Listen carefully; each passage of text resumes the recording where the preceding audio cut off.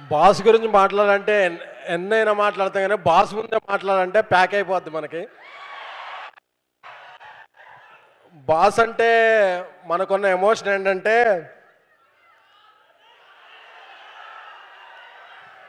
Boss మనం పెంచుకున్న తోట,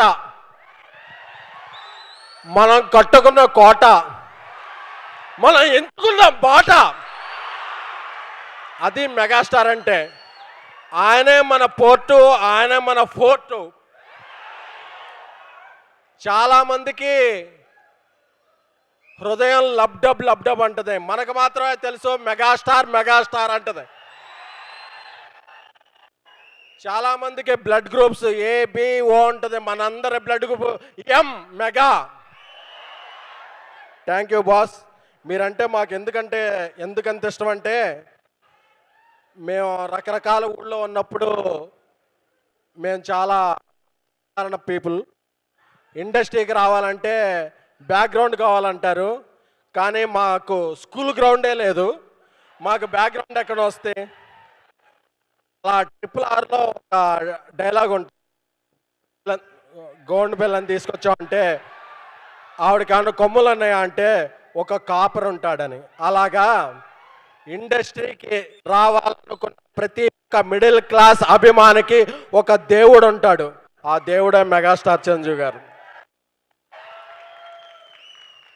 ఆయనకి డ్యాన్సే కాదు, ఇద్దరు డ్యాన్స్ మాస్టర్ల మధ్య ఈగో ఉన్నప్పుడు దాన్ని సరిదిద్దడం కూడా తెలుసు. అలాంటి వ్యక్తి మా చిరంజీవి గారు. అలాంటి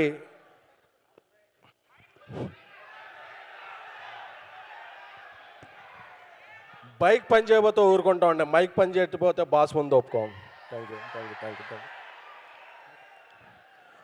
అలాంటి అరుదైన మెగాస్టార్ మా ఈ సినిమాకి, చెన్నై లవ్ స్టోరీకి రిలీజ్ ముందు ఈ సినిమాని ఒక పర్వతం అయితే దీనిలాగా మాకు ప్రజల ముందుకి తీసుకెళ్తాకి ఒక హనుమంతుడిలాగా మాకు వచ్చిన మెగాస్టార్ చిరంజీవి గారి పాద పద్మాలకి నమస్కారం. ఎందుకంటే నేను ఏలూరు నుంచి వచ్చిన, సాయిరేష్ నెల్లూరు నుంచి వచ్చిన, మాకు సినిమా అంటే ప్యాషన్. మాకు ఫైనాన్స్ తెలియదు, ఏది తెలియదు.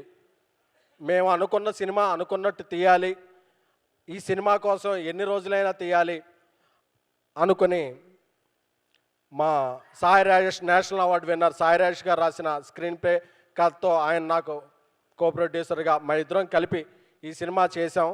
కిరణ్ అబ్బవరం బ్రదర్ ఆయన ఈ కథ చెప్పగానే కే రామ్ తర్వాత ఆయన వెంటనే ఈ సినిమా మనం చేస్తున్నామన్నా అని చెప్పారు.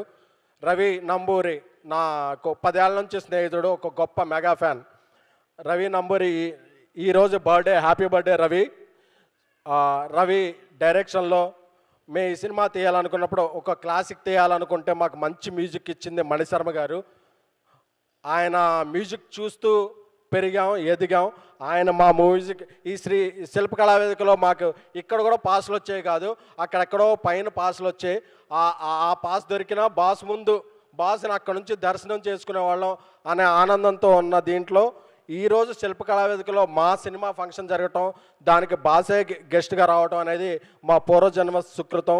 Thank you boss, thank you so much. Chennai love story cinema ఇది ఒక ప్రమోషనల్ ఈవెంట్ కాదు, ఇది మాకు ఎమోషనల్ ఈవెంట్. రేపు సాయంత్రం అన్ని ముఖ్య కేంద్రాల్లో ప్రీమియర్ షోలు వేస్తున్నాం. This is a feel good, emotional, honest love story.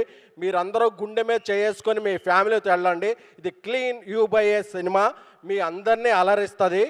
ఎందుకంటే బాస్ అమ్మాలుగా మేము ఎప్పుడూ ఒక తప్పు సినిమా చేయం, అందరినీ అలరించే ఒక మంచి సినిమాయే, ఒక మంచి ప్రేమ కథ తీస్తాం. Thank you so much. మీ అందరూ కూడా ఏ ఊరు వెళ్ళినా సరే నన్ను గుర్తుపెట్టి నాకుతో వచ్చి సెల్ఫీ దిగుతుంటారు. అది నా గొప్పతనం కాదు, వీడు మనలాగే ఒక మెగా ఫ్యాన్గా అనే ఇది నాకు ఎప్పుడు తెలుసు.